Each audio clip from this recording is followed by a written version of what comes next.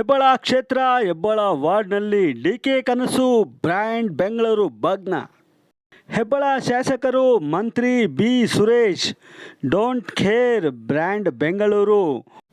Brand Bengaluru ಅಲ್ಲ, ಹಳ್ಳಗುಂಡಿಗಳ ಬೆಂಗಳೂರು.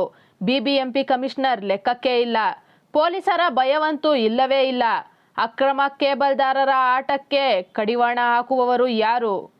ಇಲ್ಲಿ ಅಕ್ರಮ ಕೇಬಲ್ ಹಾಕುವವರ ದಂಧೆಗೆ ಜನರು ನೀರು ಕುಡಿಯುವ ನೀರಿಗೆ ಕತ್ತರಿ ಆಗುತ್ತಿದೆ. ಸಾವಿರಾರು ಜನರು ಕುಡಿಯುವ ನೀರು ವ್ಯರ್ಥವಾಗುತ್ತಿದೆ. ಕಾವೇರಿ ನೀರಿಗೆ ಬೆಲೆ ಇಲ್ಲವೇ?